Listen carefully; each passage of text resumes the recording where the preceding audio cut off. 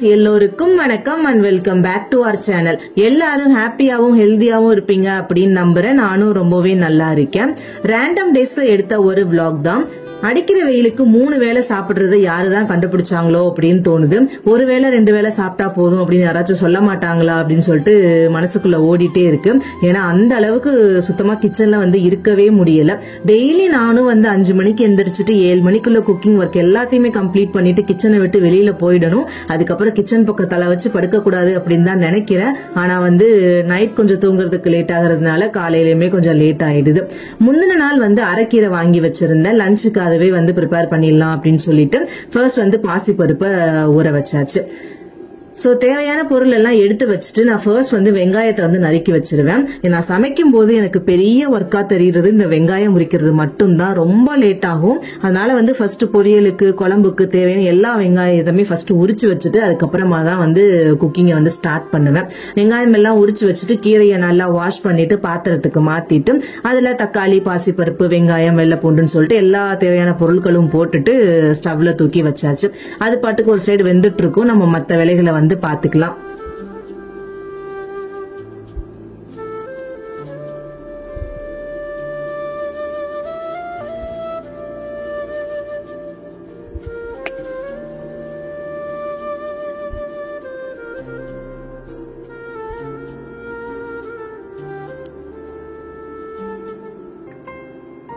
Morning பிரேக்ஃபாஸ்ட்டுக்கு பாப்பாவுக்கு இட்லி உப்புமாவும் எங்களுக்கு பாசிப்பயிர் சுண்டல் பண்ணிடலாம் அப்படின்னு சொல்லிட்டு பிளான் பண்ணியிருந்தேன். பாசிப்பருப்பை நல்லா வறுத்துட்டு ஒரு 10 நிமிஷம் தண்ணியில ஊற வச்சிருந்தேன். ரொம்ப நேரம் ஊற வைக்கணும் அப்படின்லாம் இல்ல. நல்லா வறுத்துட்டு மனம் வர்ற வரைக்கும் வறுத்துட்டு அப்படியே ஊற வச்சுட்டு வாஷ் பண்ணிட்டு நம்ம அப்படியே வேக வச்சுக்கலாம். ஒரு லைட் பிரவுன் மாதிரி கலர் சேஞ்ச் ஆனதும் அப்படியே ஸ்டவ் ஆஃப் பண்ணிட்டு தண்ணியில போட்டு ஒரு 10 நிமிஷம் இருக்கட்டும். அந்த கேப்ல பொரியலுக்கு காய் கட் பண்ணி வச்சிடலாம் அப்படின்னு சொல்லிட்டு ரெடி பண்ணிட்டு இருந்தேன். அன்னைக்கு கீரை குழம்பும் எண்ணெய் கத்திரிக்காய் பண்ணிடலாம் அப்படின்னு சொல்லிட்டு தான் ரெடி பண்ணிட்டு இருந்தேன். கத்திரிக்காய் கொஞ்சம் முத்தின மாதிரி இருந்தது. சரி ஃபர்ஸ்ட் அதை பண்ணிட்டோம் அப்படின்னா வேஸ்ட் ஆகாது அப்படின்னு சொல்லிட்டு அதை ரெடி பண்றதுக்கு ஸ்டார்ட் பண்ணிட்டேன். ஆல்ரெடி இந்த கீரை குழம்பு எண்ணெய் கத்திரிக்காய் ரெசிபியும் நம்ம சேனல்ல நான் அப்லோட் பண்ணியிருக்கேன். உங்களுக்கு தேவைப்படும் போது செக் பண்ணி பாருங்க. காய் நறுக்கி வச்சுட்டு பருப்புமே நல்லா ஒரு 15 மினிட்ஸ் நல்லா ஊறிடுச்சு. அதுக்கப்புறமா ஒரு 3 தடவை நல்லா வாஷ் பண்ணிட்டு குக்கருக்கு மாத்திக்கிட்டேன். இந்த பாசி பருப்பை டைரக்டா நீங்க பாத்திரத்திலயுமே கூட போட்டு வேக வைக்கலாம். வேகமா வெந்து வந்துடும். ஆனா அன்னைக்கு எனக்கு எமர்ஜென்சி, ஸோ அதனால குக்கர்ல போட்டுக்கிட்டேன். ஸோ மேக்சிமம் பாத்திரத்துல வேக வைங்க, ரொம்பவே நல்லது. குக்கர்ல போட்டு தண்ணி நல்லா மூழ்கிற வரைக்கும் மட்டும் ஊத்திட்டு ஒரு 3 விசில் விட்டா மட்டும் போதும். ரொம்ப விட்டீங்க அப்படின்னா குழஞ்சி வந்துடும். அதனால 3 விசில் விட்டு இறக்கிடுங்க. நல்லா இப்ப விசில் வந்ததுக்கு அப்புறமா இறக்கி வச்சுட்டு கேஸ் ரிலீஸ் ஆயிட்டு இருந்துச்சு. சரி அதுக்குள்ள ஒரு ஸ்டவ் ஃப்ரீயா இருந்தது. நம்ம பொரியல் பண்ணி வச்சிடலாம் அப்படின்னு சொல்லிட்டு பொரியல் பண்றதுக்கு ஸ்டார்ட் பண்ணிட்டேன். கீரை வெந்து எடுத்து வச்சாச்சு. இன்னும் கடைஞ்சி தாளிக்க மட்டும் செய்யணும். பொரியல் முடிச்சிட்டோம் அப்படின்னா அன்னைக்கு லஞ்சுக்கான வேலை கம்ப்ளீட் ஆயிடுச்சு. பாசிப்பருப்புக்கு தேவையான வெங்காயம், இட்லி உப்புமாக்கு தேவையான வெங்காயம் எல்லாத்தையுமே ஃபர்ஸ்டே நான் கட் பண்ணி வச்சுட்டேன். அதுக்கப்புறமா இட்லியை உதுத்துட்டு பாப்பாவுக்கு இட்லி உப்புமா போடுறதுக்கு ஸ்டார்ட் பண்ணிட்டேன். ஸோ எப்பவுமே இட்லி அப்படியே தான் கொடுப்பேன். இன்னைக்கு கொஞ்சம் ட்ரை பண்ணி பார்க்கலாம் சாப்பிடுறாங்களா அப்படின்னு சொல்லிட்டு அன்னைக்கு ட்ரை பண்ணி பார்த்தேன். பட் அவ்வளவா சாப்பிடல. சரி எல்லாமே ஒரு ட்ரை தானே, எல்லாம் கொடுத்து பார்ப்போம் அப்படின்னு சொல்லிட்டு தான் ட்ரை பண்ணேன். பட் சாப்பிடல. இனிமேல் அவாய்ட் பண்ணிட வேண்டியதுதான். இட்லி உப்புமா போட்டு கொடுத்ததுக்கு அப்புறமா எங்களுக்கு பாசிப்பருப்பின் நல்லா கேஸ் ரிலீஸ் ஆகி வந்துருச்சு. அதுக்கப்புறமா அதுக்கு தாளிச்சு விடுறதுக்கு ஸ்டார்ட் பண்ணிட்டேன். அதை தாளிக்கிறதுக்கு ஒரு பேன்ல கொஞ்சம் எண்ணெய், கடுகு, உளுத்தம் பருப்பு, கருவேப்பிலை நல்லா புரிஞ்சதுக்கு அப்புறமா ஒரு 10 வத்தல் கட் பண்ணி வச்சிருந்தேன். அதையும் சேர்த்துட்டு பெரிய வெங்காயம் 2 பெரிய வெங்காயம் இந்த மாதிரி பொடுசா கட் பண்ணி வச்சிருந்தேன். அதையும் சேர்த்துட்டு நல்லா வெங்காயம் வெந்ததுக்கு அப்புறமா நம்ம பருப்பு ஆட் பண்ணிக்க போறோம். பருப்பு ஆட் பண்ணும் போதே நான் கொஞ்சம் உப்பு சேர்த்திருந்தேன். அதனால இதுல நிறைய உப்பு சேர்த்துக்காம ஒரு வெங்காயத்துக்கு தேவையான ஒரு 1/4 டீஸ்பூன் மட்டும்தான் அதுல நான் சேர்த்திருந்தேன். வெங்காயம் நல்லா வதங்கினது நம்ம ஃபில்டர் பண்ணி எடுத்து வச்சிருக்கிற பருப்பையும் இதுல சேர்த்துக்கலாம். சேர்த்துட்டு நல்லா வதக்கி விடுங்க. ரொம்ப நேரம் எல்லாம் இருக்கணும் அப்படின்லாம் இல்லை. ஏன்னா ஆல்ரெடி நமக்கு வெந்த பருப்பு தான். வெங்காயமும் வெந்து வந்துருச்சு. ஃபைனலா கொஞ்சம் தேங்காயை கிரேட் பண்ணி நான் சேர்த்திருக்கேன். இது மிக்சில அடிச்சு தேங்காய் போடாதீங்க. இந்த மாதிரி கையிலேயே நல்லா கிரேட் பண்ணிட்டு சேருங்க. சூப்பரா இருக்கும் டேஸ்ட் சாப்பிடுறதுக்கு. ஸோ தேங்காவை சேர்த்துட்டு ஒரு 2 நிமிஷம் நல்லா மிக்ஸ் பண்ணி விட்டுட்டீங்க அப்படின்னா சூப்பரான பாசிப்பயிறு சுண்டல் ரெடி ஆயிடும். நீங்களும் இந்த மாதிரி வீட்டுல ட்ரை பண்ணி பாருங்க. ஸோ எல்லா ஒர்க்கும் முடிஞ்சிச்சு. ஃபைனலா கீரை தாளிக்க வேண்டியது மட்டும்தான் பாகி. கீரையும் வந்து கடைஞ்சு கொடுத்துட்டாங்க, அதையுமே தாளிச்சு விட்டுட்டேன். கிச்சன் வந்து இன்னும் கிளீன் பண்ணல, ஏன்னா வந்து இன்னும் சாப்பாடு பண்ணும் அப்படின்றதுனால கிளீன் பண்ணாம வச்சிருந்தேன். ஒரு 10 மணி வாக்குல சாப்பாடு ரெடி பண்ணி வச்சுட்டு அதுக்கப்புறமா வந்து கிச்சனையுமே வந்து நீட்டா கிளீன் பண்ணி விட்டுட்டேன். நம்ம ஒவ்வொரு தடவையும் இந்த மாதிரி நம்ம கிச்சனை நீட்டா வச்சிருந்தோம் அப்படின்னா நெக்ஸ்ட் டைம் கிச்சனுக்குள்ள வரும்போது ஒரு எனர்ஜி வந்து கிடைக்கும். ஸோ நல்லா இருக்கு அப்படின்னு சொல்லிட்டு ஒரு எனர்ஜி கிடைக்கும். இதுவே கசகசன்னு வச்சுட்டு போனீங்க அப்படின்னா நெக்ஸ்ட் டைம் வந்து குக் பண்றதுக்கே சுத்தமா வந்து தோணாது. கிச்சன் எல்லாம் கிளீன் பண்ணி விட்டுட்டு பாப்பாவையும் குளிக்க வச்சுட்டு இப்போ ஒரு கொஞ்சம் ரீசன்ட் டேஸ்ல அங்கன்வாடி வந்து கூட்டிட்டு போறேன். அடுத்த வருஷம் வந்து ஸ்கூலுக்கு போகணும் இல்லையா, ஸோ கொஞ்சம் பழக்கி விடலாம், பசங்களோட வந்து மிங்கிள் ஆகுறாங்கன்னு பார்க்கலாம் அப்படின்னு சொல்லிட்டு ஒரு கொஞ்ச நாளா வந்து கூட்டிட்டு போறேன். ஆனா என்ன ரெகுலரா வந்து என்னால போக முடியல. வீக்லி ஒன்ஸ் அப்படிலாம் ட்வைஸ் இந்த மாதிரி தான் வந்து போக முடியுது. ஏன்னா கரெக்டா வந்து ஒர்க் இருந்துட்டே இருக்கிறதுனால போக முடியாமலே இருக்கு. ஸோ கண்டிப்பா ஒரு 2 நாள் வந்து கூட்டிட்டு போயிடுவேன். ஒரு வாரம் அதுவுமே வந்து இருக்காது. ஸோ அங்க போனதுமே வந்து பாப்பா செப்பல் எல்லாம் ரிமூவ் பண்ணி செப்பல் ரேக்ல வைப்பாங்க. அதை நான் ஆல்ரெடி சொல்லி கொடுத்ததுனால அவங்க அதை வந்து பண்ணுவாங்க கரெக்டா. இப்படி சின்ன சின்ன பழக்கங்கள் சொல்லி கொடுத்துட்டோம் அப்படின்னா அவங்க நாளைக்கு ஸ்கூலுக்கு போகும்போது அவங்களே வந்து அவங்களுக்கு தேவையானது எல்லாத்தையுமே வந்து பண்ணிப்பாங்க.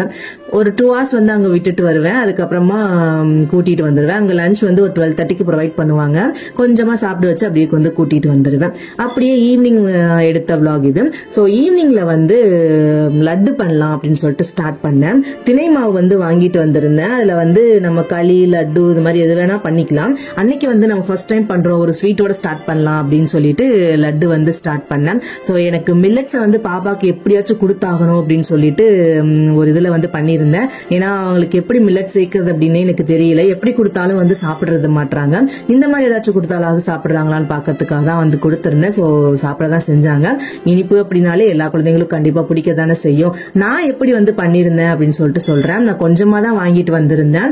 ஒரு இப்ப காமிக்கிறேன் இல்லையா, அந்த 1 கிளாஸ் இன்னும் ஒரு 1/4 கிளாஸ் வந்து இருந்துச்சு.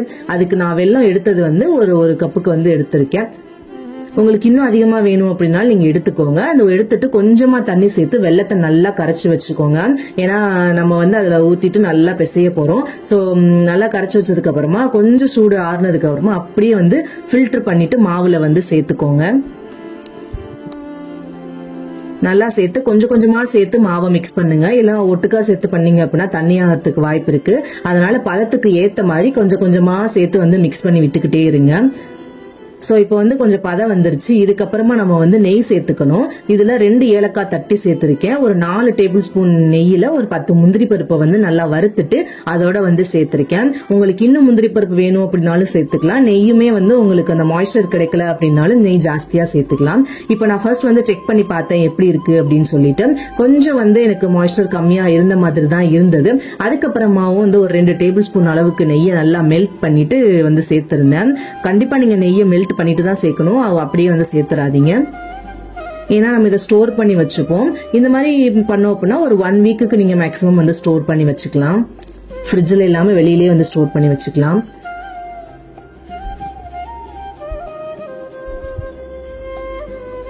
நான் செக் பண்ணும்போது எனக்கு கொஞ்சம் பிடிக்கிறதுக்கு வரல, மாய்ஸ்சர் கொஞ்சம் கம்மியா இருந்த மாதிரி இருந்தது. சரி ஓகே, இன்னொரு 2 டேபிள் ஸ்பூன் வந்து போடலாம் அப்படின்னு சொல்லிட்டு திரும்ப மெல்ட் பண்ணி கொஞ்சம் சேர்த்திருந்தேன். அதுக்கப்புறமா வந்து ஓகேவா இருந்தது.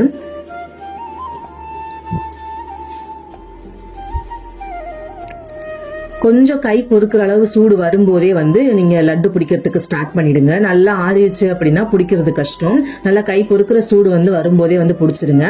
நீங்க இப்ப பார்க்கும்போது உங்களுக்கு நெய் வந்து அதிகமா வந்து தெரியும். எனக்கும் அப்படிதான் ஃபீல் ஆச்சு. என்னடா இவ்வளவு நெய் இருக்கு, எப்படி சாப்பிட முடியுமோ முடியாதோ அப்படின்னு சொல்லிட்டு யோசிச்சேன். ஆனா நான் ட்ரை ஆனதுக்கு அப்புறம் காமிக்கிறேன் எப்படி இருக்கு அப்படின்னு சொல்லிட்டு பாருங்க. சோ இப்ப பார்க்கும்போதே உங்களுக்கு நல்லா குழு நெய் இருக்கிற மாதிரி தெரியும். அப்படியே உருகிட்டே போற மாதிரி இருக்கும். ஆனா நல்லா சூடு ஆறுனதுக்கு அப்புறம் பார்த்தோம் அப்படின்னா அப்படியே டோட்டலா வேற மாதிரி இருக்கும். நான் இந்த மாதிரி ஒரு பிளாஸ்டிக் டப்பால போட்டு ஸ்டோர் பண்ணி வச்சிருக்கேன். டோட்டலா எனக்கு 7ல இருந்து 8 வந்துச்சுன்னு நினைக்கிறேன். சோ இது வந்து 1 வீக் நீங்க கண்டிப்பா ஸ்டோர் பண்ணிக்கலாம். இப்ப பாத்தீங்க அப்படின்னா நம்ம எடுத்திருக்கிற நெய்யே வந்து சுத்தமா இல்லாம நல்லா வந்து இறுகிருச்சு. சோ அதனால வந்து பயப்பட வேண்டாம், நெய் வந்து நல்லா அப்சர்வ் பண்ணிடும். சாப்பிடும்போது அந்த ஃபீலிங்கும் உங்களுக்கு சுத்தமா வந்து இருக்காது. வீட்டுல எல்லாருக்குமே லட்டு வந்து ரொம்பவே பிடிச்சிருந்தது. ஸ்பெஷலா என் பாப்பாவுக்கு ரொம்பவே வந்து பிடிச்சிருந்துச்சு. ஈவினிங் ஒரு 4:30க்கு மேல வந்து ஒரு பார்சல் வந்து ரிசீவ் ஆயிருந்தது. அது என்ன அப்படின்னா பாப்பாவுக்கு வந்து ரைட்டிங் போர்டு. எனக்கே வந்து தெரியாது, சர்ப்ரைஸ் தான். ரொம்ப நாளா நான் வந்து வாங்கி கொடுக்கணும் அப்படின்னு சொல்லிட்டு கேட்டுட்டே இருந்தேன். வாங்குவோம் அப்படின்னு சொல்லிட்டே இருந்தாங்க. பட் ஆர்டர் பண்ணவே இல்லை. ஃபைனலா எனக்கு தெரியாம வந்து சர்ப்ரைஸா வந்து ஆர்டர் பண்ணி கொடுத்துட்டாங்க.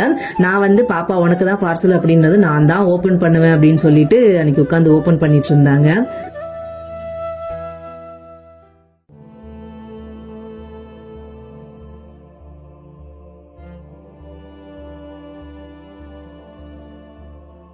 இந்த மாதிரி திங்ஸ் எல்லாம் வாங்கும்போது பாப்பாக்கு ஹாப்பியோ என்னமோ எனக்கு தெரியல. ஆனா வந்து நான் ரொம்ப எக்ஸைட்டடா இருப்பேன். இந்த மாதிரி சின்ன சின்ன திங்ஸ், டிஃப்ரெண்டான பொம்மை இதெல்லாம் வாங்கும்போது நான் ரொம்பவே வந்து எக்ஸைட்டடா இருப்பேன். சோ இது பாப்பா இப்பெல்லாம் வந்து மேக்ஸிமம் யூஸ் பண்றாங்களோ என்னமோ, நான் வந்து ரொம்பவே யூஸ் பண்றேன்.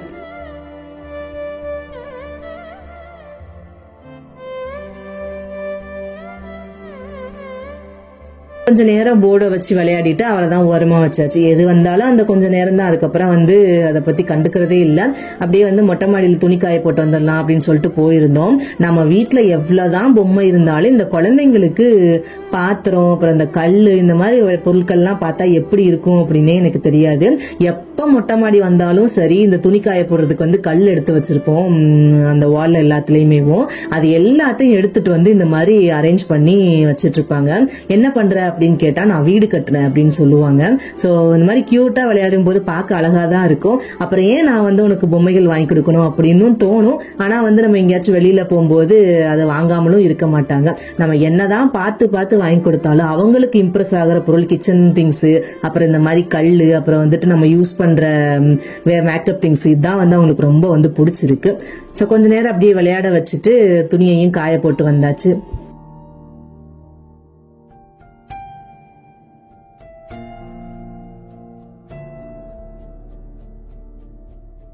கொஞ்சம் ரெஃப்ரெஷ் ஆகிட்டு விளக்கேற்றலாம் அப்படின்னு சொல்லிட்டு இடத்த எல்லாம் கிளீன் பண்ணிட்டு அன்னைக்கு விளக்கேற்றியும் சாமி நல்லபடியே சாமி கும்பிட்டாச்சு. நைட் டின்னருக்கு வீட்டில் தான் பண்ணலாம் அப்படின்னு சொல்லிட்டு பிளான் பண்ணியிருந்தேன். பட் என் ஹஸ்பண்ட் வந்து ஹோட்டலுக்கு போகலாம் அப்படின்னு சொன்னாங்க. எனக்குமே வந்து அன்னைக்கு போகணும்னு தான் தோணுச்சு.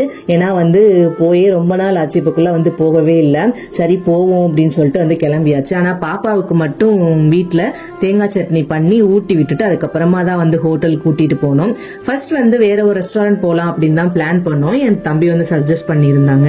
ஆனா அன்னைக்குன்னு பார்த்தா அது க்ளோஸ்ல இருந்தது. சரி ஓகே, எப்பவும் ரெஸ்டாரண்டே போவோம், எதுக்கு இன்னைக்கு எக்ஸைட்டடா வந்திருக்கோம், வேற ஏதாவது புதுசா ட்ரை பண்ணி நல்லா இல்லைன்னா மனசு கஷ்டமா இருக்குமே அப்படின்னு சொல்லிட்டு எப்பவுமே போற அனிஃபா தான் வந்து போயிருந்தோம்.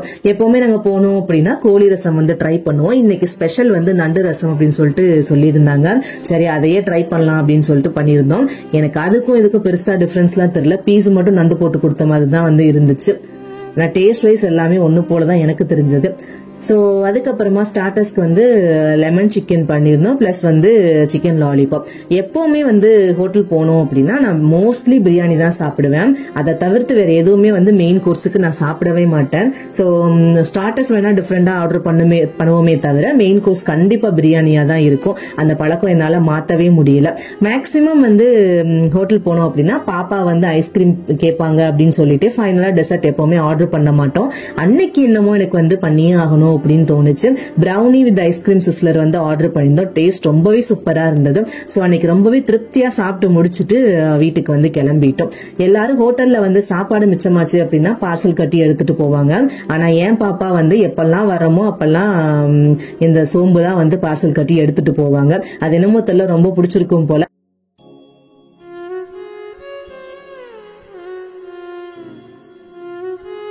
சோ அவ்வளவுதாங்க, நம்ம இந்த வீடியோவோட எண்டுக்கு வந்தாச்சு. உங்களுக்கு இந்த வீடியோ பிடிச்சிருக்கும் அப்படின்னு நினைக்கிறேன். மறக்காம சப்ஸ்கிரைப் பண்ணுங்க, ஷேர் பண்ணுங்க. இன்னொரு சூப்பர் விலாக்ல உங்களை வந்து மீட் பண்றேன். தேங்க்ஸ் ஃபார் வாட்சிங். Tata bye.